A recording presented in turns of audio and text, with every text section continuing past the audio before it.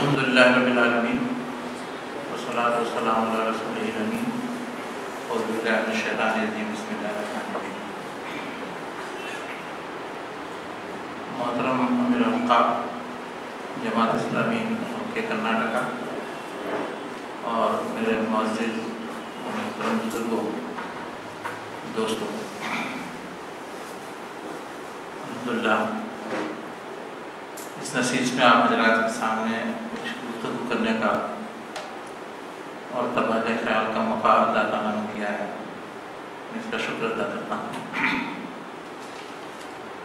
जैसे कि मेरे मोहतरम शब्बीर खान साहब ने ये बात आप हज़रात के सामने रखी है कि आसाम और मुजफ्फरनगर के सिलसिले में जो कुछ भी कोशिशें काबिज़ें हुई हैं, उसकी कुछ बातें आप हज़रात के सामने पेश की जाएँ। इस पर मैं अल्लाह ताला का शुक्र अदा करता हूँ कि अल्लाह का बड़ा एहसान है, इसका शुक्र है कि अल्लाह ताला ने जो कुछ भी छोटी मोटी की खिदमत थी वो हमसे ली है। आसाम में जिस इलाके में ये हादसा पेश आया वो बोडोलैंड का इलाका है, जो एक ऑटोनोमस काउंसिल बनाई गई है वहाँ पर, और ये ऑटोनोमस काउंसिल 2003 में पार्लियामेंट से कानून पास करके बनाई गई थी और उसको नाम दिया गया था बोडोलैंड टेरिटरी काउंसिल। वहाँ पर एक लंबी मुद्दत से अलग बोडोलैंड स्टेट के लिए कोशिशें हो रही थी, और वो कोशिशें जो थी वो ऐसी ही कोशिशें नहीं थी, लेकिन वो ग्रुप थे जो ये काम कर रहे थे, वो हथियारों से लेस, यानी हम सोच नहीं सकते ऐसे सोफिस्टिकेटेड आर्म्स के साथ वो लोग कोशिश कर रहे थे। इसी में फिर ये ऑटोनोमस काउंसिल का फैसला किया गया और बोडोलैंड टेरिटरी काउंसिल बनाई गई, जो 4 डिस्ट्रिक्ट पर मुश्तमिल है। एक कोकराझार डिस्ट्रिक्ट है, एक चरांग है, एक बांसका और एक उदयगिरी। अब यहाँ जो बोडोस हैं उनकी जो पॉपुलेशन है वो तकरीबन 31% है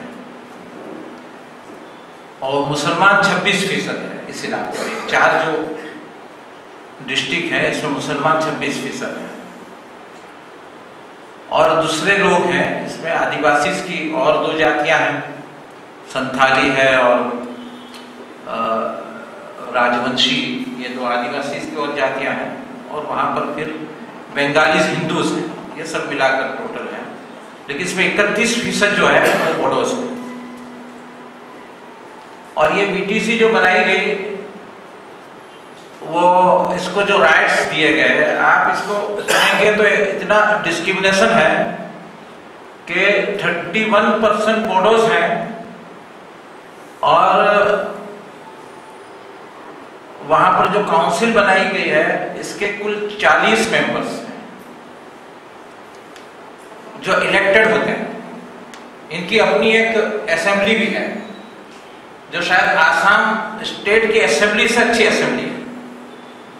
एक पूरी मिनिस्ट्री उनकी चलती है, और ये 40 जो इलेक्टेड मेंबर्स हैं इसमें से 30 रिजर्व फॉर बोडोस है।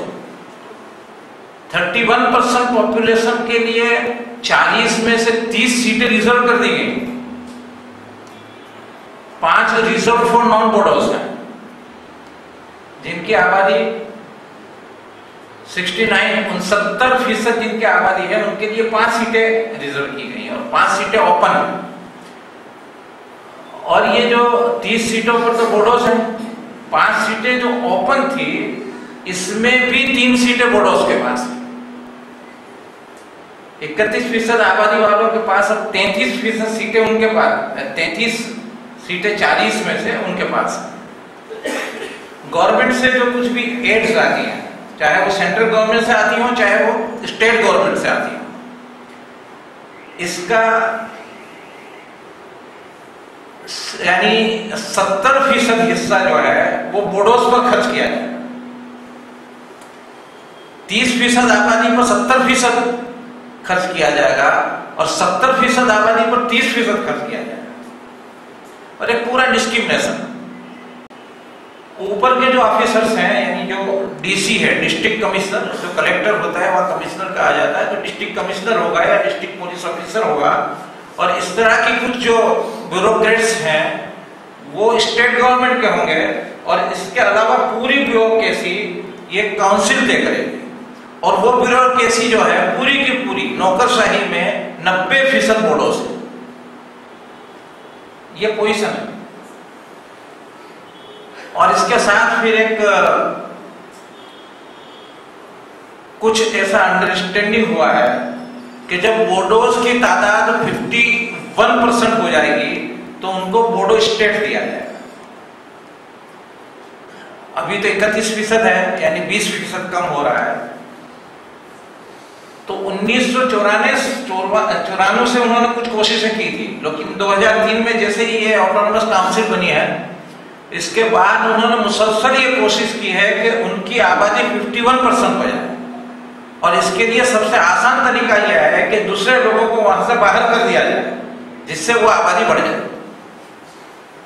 यही टेक्निक, यही एजेंडा 2008 में भी, 2004 में, 2005 में वहां के आदिवासियों पर उन्होंने जुल्म किया, आदिवासियों को निकालने की कोशिश की, और एक बड़ी आबादी आदिवासियों की वहां से निकल गई।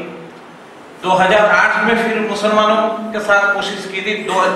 1994 में भी ये हुआ था मुसलमानों के साथ, फिर 2008 में हुआ, फिर 2008 में भी कुछ मुसलमानों को, जिसमें से अब भी तकरीबन 30-32 हजार मुसलमान वापस नहीं जा सके, और ये फिर 2012 में हुआ, और इस बार इनकी कोशिश बहुत ज्यादा हुई और तकरीबन 4 लाख मुसलमानों को उस इलाके से बाहर कर दिया गया। ये 4 डिस्ट्रिक्ट में से 2 डिस्ट्रिक्ट ज्यादा इफेक्टेड थी, एक कोकराझार डिस्ट्रिक्ट थी, एक चिराग डिस्ट्रिक्ट थी, और ये 2 डिस्ट्रिक्ट से तकरीबन 4 लाख मुसलमानों को डिस्प्लेस किया गया। टोटल मुसलमानों की आबादी मुश्किल से 6.5-7 लाख है वहां पर, इसमें से 4 लाख लोगों का निकल जाना, आप समझ सकते हैं कि क्या हुआ। और 3-4 महीने से लेकर 7-8 महीने तक ये पूरी आबादी कैंपों में रही। यह वाकया पेश आया था 20 जुलाई 2012, 21 जुलाई 2012 को, जब रमजान का चांद दिखा। उसी दिन कुछ तो वाकया इससे पहले भी पेश आ गए थे, और अल्हम्दुलिल्लाह हम लोग वहां पर 28 जुलाई को पहुंच गए थे। फिर कैंप बहुत सारे थे, तकरीबन 265 के ऊपर कैंप लगे हुए थे, जिसमें 157 कैंपों को अल्हम्दुलिल्लाह जमात इस्लामी ने वहां देखा, इसके इंतजामात को देखा, और जरूरी चीजें उनको मुहैया की गई।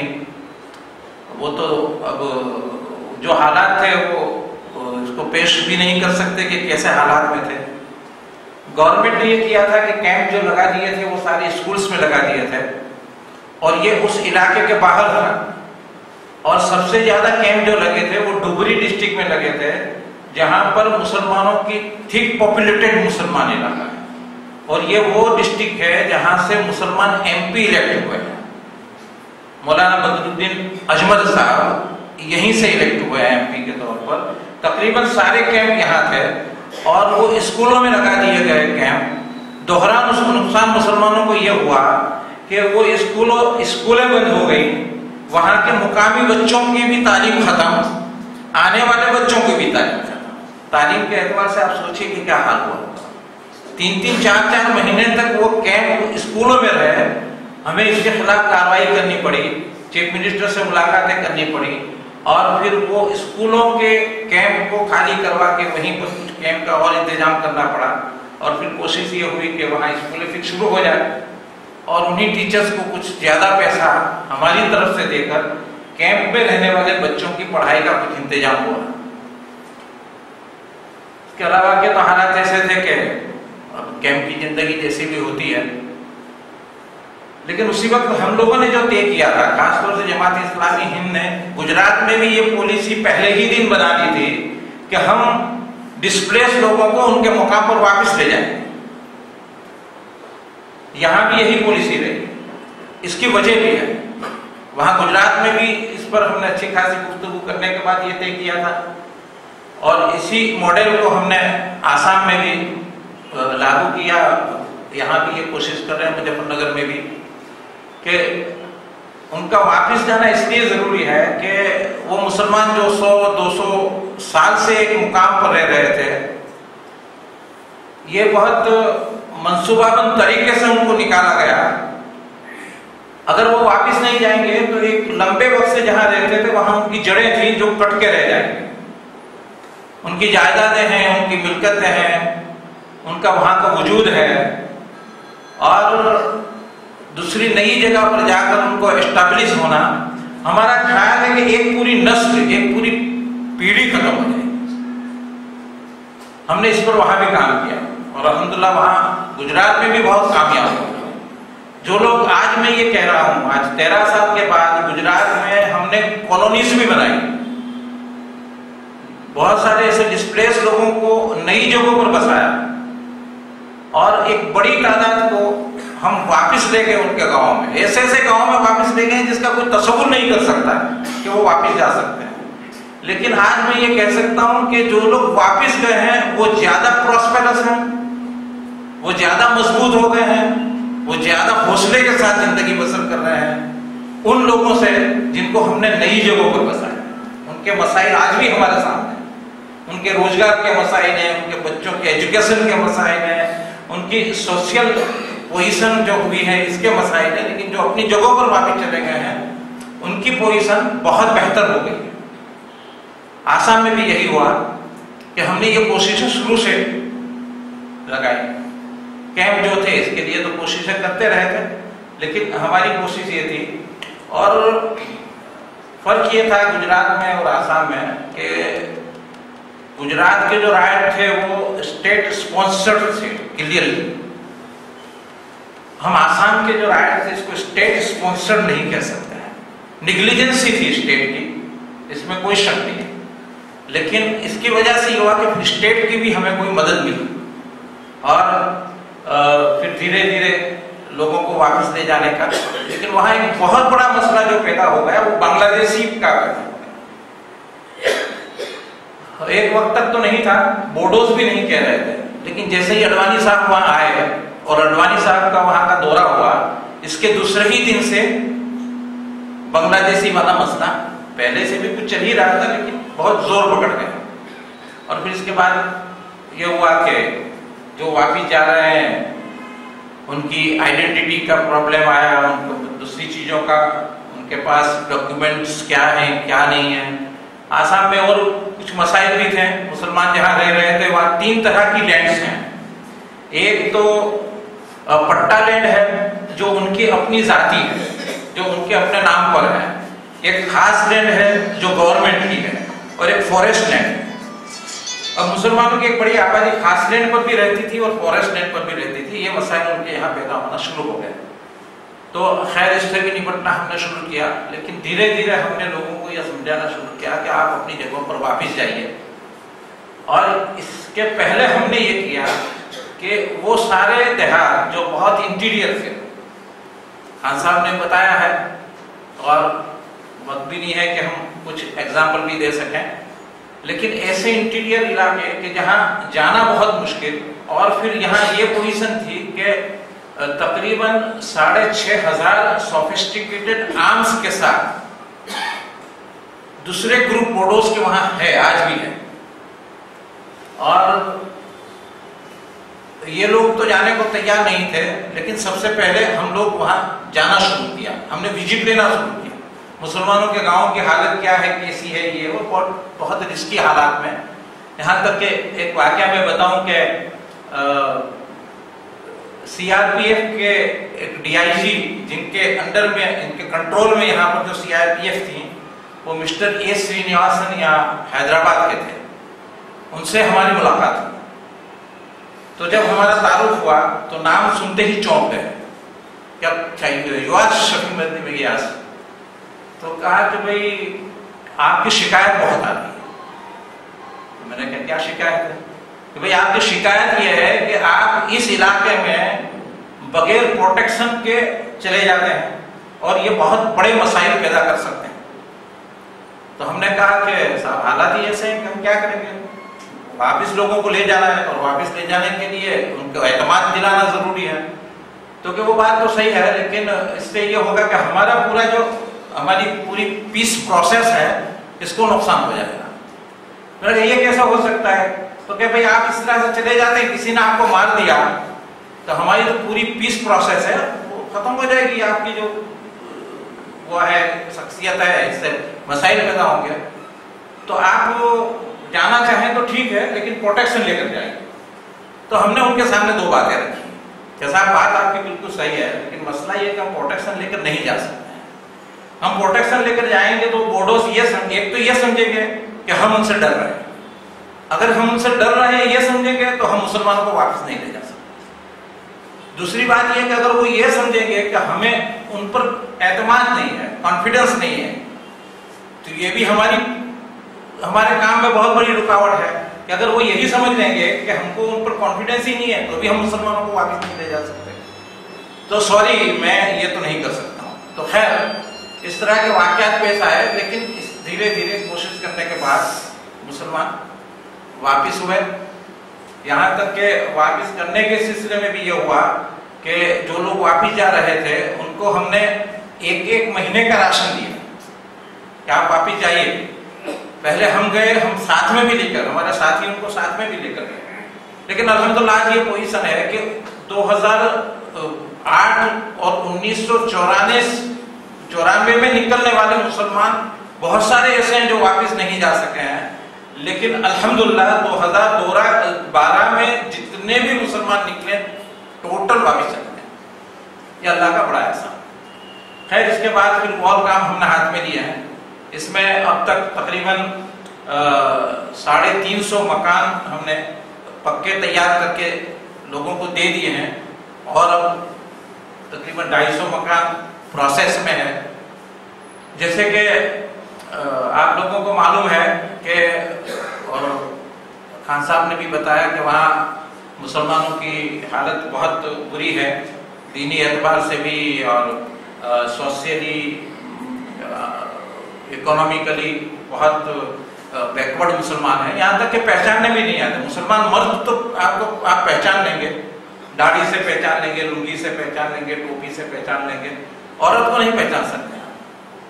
गुजरात से गया था, मुझे तो तस्वुर भी नहीं था कि हमारे यहाँ सड़कों पर काम करने वाले या ईंटों के भट्ठों में काम करने वाले जो लोग होते हैं आमतौर पर आदिवासी होते हैं। वहां हमने देखा तो हम समझे ये भी आदिवासी लोग होंगे, मालूम हुआ कि सब मुसलमान ईंटों के भट्ठों पर 6-6 महीना काम करते हैं और वहीं रहते हैं। उनके बच्चे भी उसी काम में लगे हुए और उनकी हालत बिल्कुल वैसी है। इस पर भी हमने फिर गौर किया कि इसको भी ठीक करने की जरूरत है और अल्हम्दुलिल्लाह अब तकरीबन 130 मकातिब वो 2 डिस्ट्रिक्ट में हम लोगों ने शुरू किए हैं। उसके बहुत अच्छे नतीजे भी सामने आ रहे हैं। 3-3, 4-4 महीने, ये सब 5-5 महीने कैंप में थे। जैसे बताया कि एजुकेशन की हालत बहुत खराब थी और जब वो घर वापस गए इसके तुरंत बाद एग्जाम आ रही थी। फरवरी 17 से 13 की 17 फरवरी से एग्जामिनेशन शुरू हो रही थी। उनकी वापसी तकरीबन दिसंबर तक हुई थी। वक्त में बहुत यानी करीब उनकी एग्जामिनेशन थी, तो हमने वहाँ पर फिर कुछ कोचिंग क्लासेस शुरू करवाई और 10वीं और 12वीं के बच्चों के लिए। और अल्हम्दुलिल्लाह इसके बाद जो कुछ भी रिजल्ट भी आया वो भी अच्छा ही आया और अब तकरीबन 200 से ज़ायद बच्चे जो हैं उनको हमने एडॉप्ट किया हुआ, जिनको कुछ रेसिडेंशियल स्कूल्स में और कुछ कॉलेजेस में दाखिल करवा दिए हैं और 400 450 हायर एजुकेशन के जो बच्चे हैं उनको स्कॉलरशिप और ज़रूरत की चीज़ें वहाँ मुहैया की गई। और एजुकेशन पर एक बड़ा काम अल्हम्दुलिल्लाह ये हुआ है, तकरीबन 4000 एकड़ ज़मीन हमने कल्टीवेट करवाई। आ गए थे, ज़मीनें उनकी छोटी मोटी थी, वापस गए, उनके पास कुछ भी नहीं था, सारी चीज़ें लूट गई थी, अब उनको काम पर भी लगाना था। तो हमने तकरीबन 4000 एकड़ ज़मीन कल्टीवेट करवाई, ट्रैक्टर लगवाए, उनको बीज दिया, उनको फर्टिलाइजर्स दिया और वो काम पर लगा दिया उनको कि वो काम पर लग जाए। जो लोग दूसरे ऐसे थे कि जिनके पास ज़मीनें नहीं थी, काम पर नहीं लग सकते थे और वापस गाँव में चले गए थे, उनको बोडोज, वहाँ तक की हालत थी कि छोटा मोटा कारोबार नहीं कर सकते थे, बोडोज के गाँव में नहीं जा सकते थे। इस तरह की यानी हालात में फिर हमने कुछ ऐसे काम किए कि हमने सड़कें बनवाना शुरू किए और उनको मजदूरी पर लगाया कि भाई मुफ्त में हम न तो चावल देंगे न खाना देंगे, सड़कों पर काम करेंगे, इससे दिन भर में जो मजदूरी मिलेगी। तो हमने कुछ सड़कें बनवाई, कुछ हमने वहाँ ब्रिज बनवाए, वहाँ बाम्बू के ब्रिज बनते हैं जिस पर से कम यानी पैदल आना जाना हो सकता है। तो हमने बड़ी बड़ी नदियों पर बड़े बड़े ब्रिज बनवाए और ये काम में लोगों को लगाने की कोशिश की। तो इस तरह से उनको रोजगार, इसके बाद तो फिर और ज़रूरत की चीज़ें भी उनको मुहैया की गई। और इसके साथ हमने एक बहुत बड़ा काम शुरू से ही जो किया वो बोडोज और मुसलमानों के बीच के ताल्लुकात को, रवाबित को बेहतर करने की कोशिश की। और इसमें यहाँ तक के मिस्टर हगरामा जो उनके चीफ थे, उनके बारे में ये कहा जाता था कि किसी मुसलमान की हिम्मत ही नहीं चलती कि उनसे मिल सके, कोई रास्ता ही नहीं था, कोई मिलता ही नहीं था, कोई जाता ही नहीं था।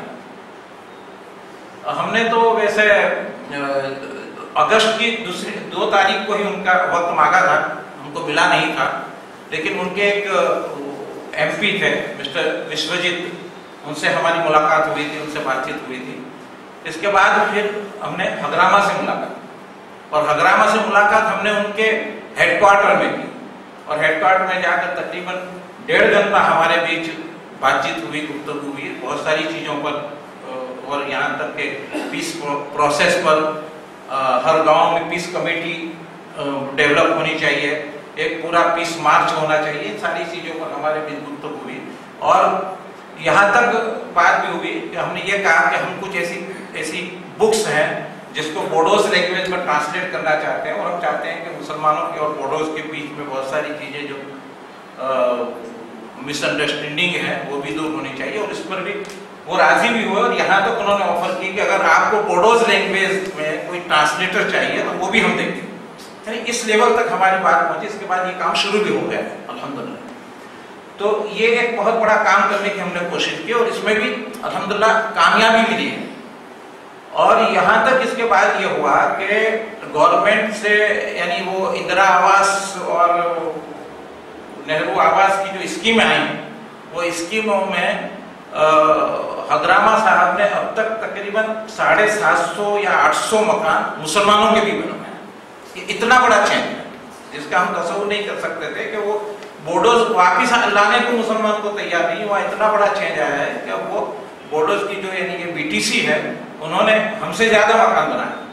हम तो 350 मकान बना सके और 200-250 मकान हमारे प्रोसेस में है, लेकिन उन लोगों ने तकरीबन 750-800 मकान मुसलमानों को बनाकर दे दिए। और यहाँ तक कि उन्होंने वापस वो खास लैंड में आए हैं। फॉरेस्ट लैंड तो बहुत मुश्किल हो रही है, लेकिन खास लैंड में जो मुसलमान वापस आए उसको नजरअंदाज भी किया। तो इस तरह से एक माहौल वहाँ पर ये क्रिएट हुआ है और आगे के प्रोग्राम भी हो रहे हैं। तकरीबन 15 या 16 मसाजिद बन चुकी हैं। बहुत सारी मसाजिद को तो यानी रिपेयरिंग करवाया, बहुत सारे मकानात रिपेयरिंग करवाए। अब हमारे सामने कुछ मसाजिद के प्रोजेक्ट हैं। हम वहाँ पर एक ITI भी शुरू करने चाह रहे हैं, शुरू करने जा भी रहे हैं। अल्हम्दुलिल्लाह एक ज़मीन खरीद ली गई है। हम ये समझते हैं कि कुछ वहाँ ऐसे काम करने की ज़रूरत है जो लॉन्ग टर्म के लिए, लंबे दिनों के लिए वहाँ पर पूरी यानी सोसाइटी को चेंज करने के लिए वो काम में आ सकें।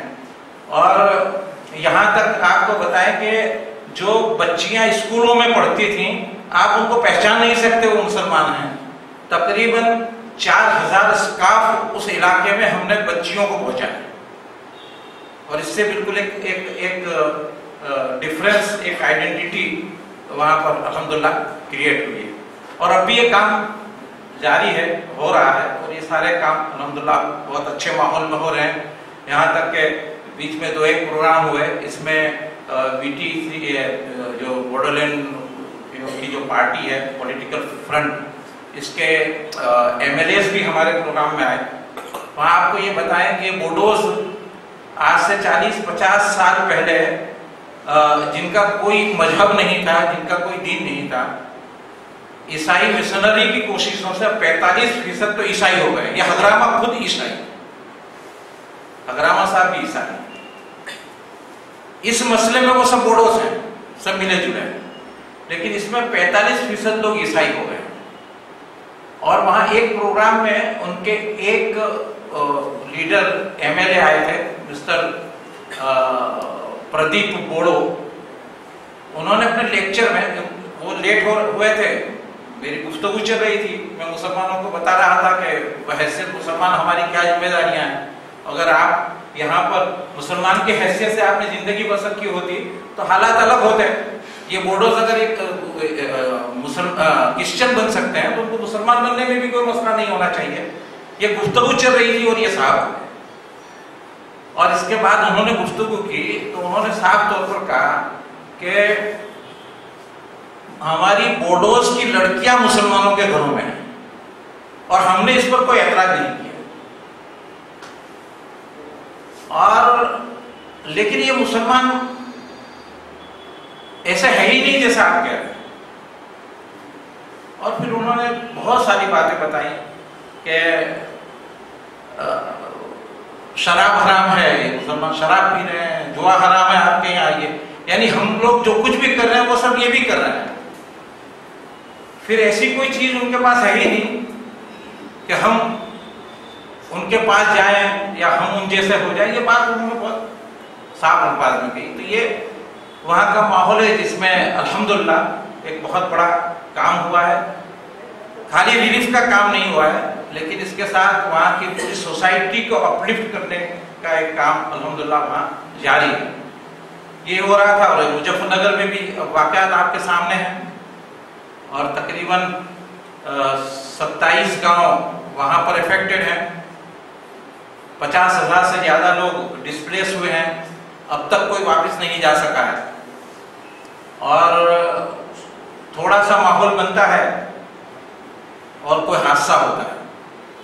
एक हफ्ते पहले हादसा हुआ, 3 नौजवान बच्चों को मार दिया गया। और अब ये कहा जाता है कि वो वहाँ की जो पुलिस है, क्या नाम है इसका, PSC, इसने मारे हैं। कंफर्म नहीं हुआ है, लेकिन ये बात तकरीबन।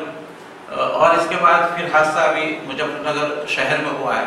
तो ऐसा माहौल क्रिएट किया जाता है जो गुजरात में भी होता था, आफ्टर शॉक आसाम में भी होते थे, अब ये मुजफ्फरनगर में भी हो रहे हैं कि जिससे माहौल ऐसा क्रिएट किया जाए कि लोग खौफ व हिरास में रहें और वापस न जा सकें। वहाँ भी हमारी ये कोशिशें जारी है। 3 कैंप हमने अभी अडॉप्ट किए हुए हैं, तकरीबन 1000 फैमिलीज को हम देख रहे हैं। 200 मकान तामीर करने के लिए हमने प्लानिंग किया हुआ है। और अब तो गवर्नमेंट भी वहाँ कंपेंसेशन भी अच्छा दे रही है। 5-5 लाख रुपया उन्होंने डिक्लेयर किया हुआ है। मरने वालों को 10-10 लाख रुपया उन्होंने दे दिया है। और इसके अलावा कुछ कोशिशें गवर्नमेंट की भी हो रही है, और हम लोग भी ये कोशिश कर रहे हैं। वहाँ भी कोशिश यही है कि लोगों को वापस उनके गाँव में ले जाया जाए। पर हिकमतन अभी हमने इसको इसलिए रोके रखा है कि हम कुछ प्रेशर क्रिएट करना चाहते हैं। क्योंकि एक तरफ जाट के कुछ लोग ये चाहते भी हैं, कुछ लोग नहीं भी चाहते हैं। जो चाहते हैं वो हमसे कुछ कॉम्प्रोमाइज करना चाहते हैं कि जो कुछ भी केसेस हमने किए हुए हैं उन केसेस को वापस ले लिया जाए, तो वो मुसलमान वापस लाए जा सकते हैं। ये सारी चीजें हैं। केसेस हुए वहाँ पर कानूनी कार्रवाइयाँ भी हो रही हैं। वहाँ आसाम में भी कुछ कानूनी कार्रवाइयाँ हमने की, यहाँ भी कानूनी कार्रवाइयाँ हो रही हैं।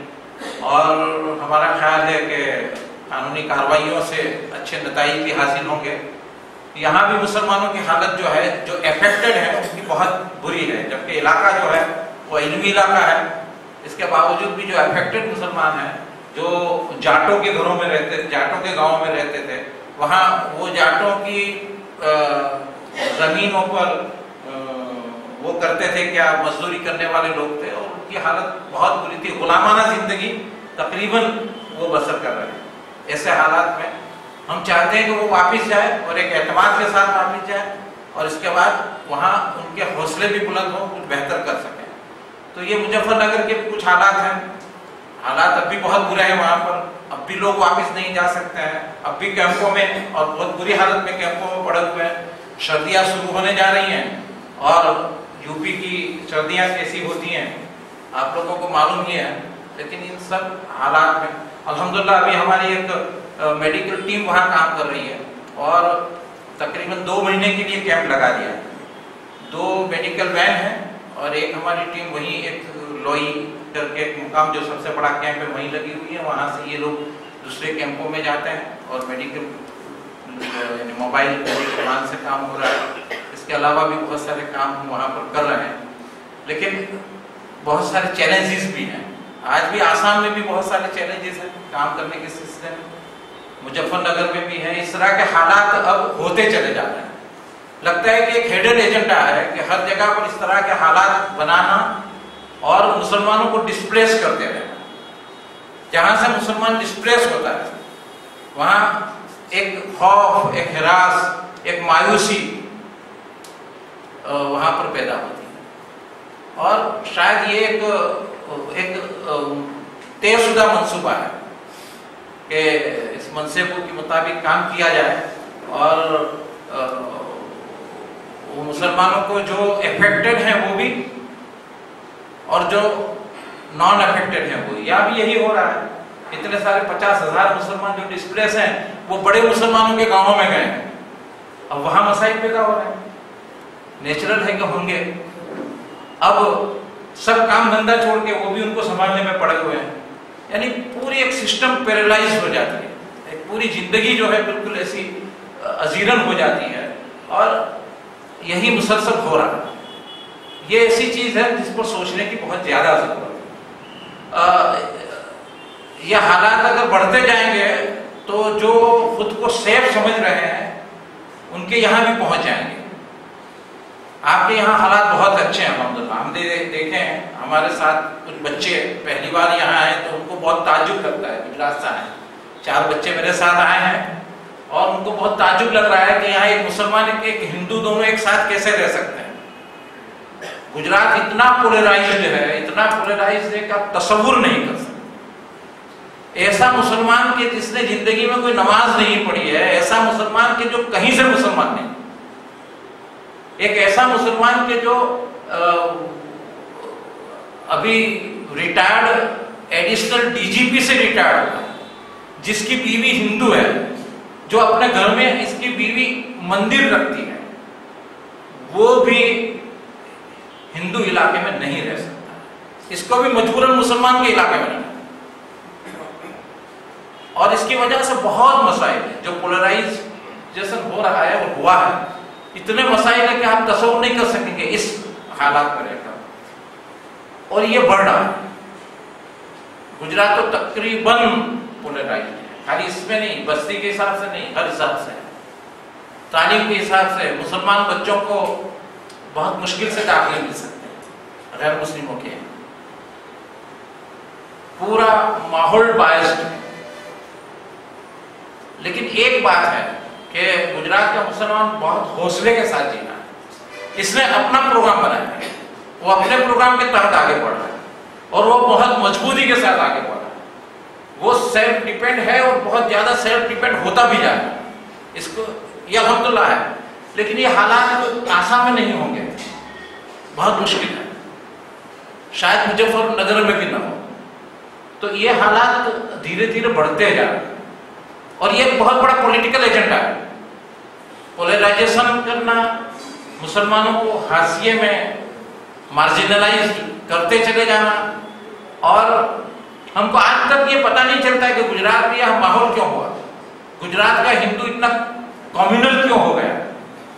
यानी किसी नतीजे पर हम आज तक भी नहीं पहुंच सके। हमारी समझ में नहीं आता, हम उनके साथ जिंदगी बसर करते रहते हैं, ये वो कहीं पता नहीं चलता, लेकिन क्यों हो गया। समझ में इतना ही आता है कि इस तरह से मुसलमानों के साथ बर्ताव करो और हिंदुओं के या इन लोगों के जो इस तरह का थोड़ा सा भी जहन रखते हैं उनसे फायदा उठाते चले। और तकरीबन ये माहौल अब नॉर्थ इंडिया की तरफ आगे बढ़ रहा है। यूपी अब पोलराइज हो रहा है।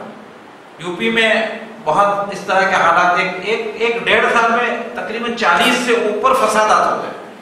मुजफ्फरनगर तो बहुत बड़ा हो गया, छोटे छोटे बहुत सारे फसादात यूपी में हो गए ये एसपी की गवर्नमेंट आने के बाद। और ये सारी चीजें बढ़ रही हैं। मोदी साहब पटना में जाते हैं तो एक जो कुछ भी हुआ आपके सामने है। गुजरात में 2002 का जो फसाद हुआ है वो 2002 के इलेक्शन जीतने के लिए, इलेक्शन में कामयाबी हासिल करने के लिए हुआ है। नहीं तो हमको मालूम था कि अगर ये नहीं होता तो 2002 के दिसंबर के इलेक्शन में बीजेपी वहां नहीं आ सकती थी। अब मोदी साहब को गुजरात मॉडल पर पूरे हिंदुस्तान में आजमाया जा रहा है। इस पर हमें बहुत सोचने की जरूरत है, अपने तौर पर स्ट्रेटेजी भी बनाने की जरूरत है। खैर तो एक अलग बात हो गई। मुझे तो जो बातें रखनी थी आपके सामने, एक आखिरी मेरी एक गुजारिश यह है कि अल्हम्दुलिल्लाह कर्नाटका से और खासतौर से बेंगलोर से और खासतौर से ये मिल्लत जो ट्रस्ट है इसकी तरफ से गुजरात में भी अल्हम्दुलिल्लाह हमें बहुत बड़ा फंड हासिल हुआ था, ताउन मिला था आप लोगों का। यहाँ भी आसाम में भी बड़ा फंड और ताउन आप लोगों की तरफ से हासिल हुआ है। मैं आप लोगों का शुक्रिया अदा करता हूँ, अल्लाह ताला जज़ाए खैर दे। लेकिन एक गुजारिश ये है कि आपका एक वफद वहां पहुंचना चाहिए। वहां पहुंचकर आप लोगों को अपनी आंखों से भी देखना चाहिए कि आपने जो रुकुमात भेजी है इसका इस्तेमाल क्या हुआ है, इसको कैसे वहां इस्तेमाल किया गया, इसके क्या फवाइद पहुंचे हैं और आम हालात मुसलमानों की क्या है, इसका जायजा भी आप लोगों के सामने आएगा। ये मेरी गुजारिश है, इंशाल्लाह आप इस पर गौर करेंगे। और जब भी ये प्रोग्राम बनाएंगे आप अमीर हल्का के जरिए हमको इत्तला करेंगे तो इंशाल्लाह मैं भी कोशिश करूंगा कि आपका वफद जब वहां पहुंचे तो मैं भी वहां हाजिर रहूं। अल्लाह ताला से दुआ है कि अल्लाह ताला इन हालात को बदल दे, अल्लाह ताला हमारी मदद फरमाए, अल्लाह ताला हमारा हामी व नासिर हो।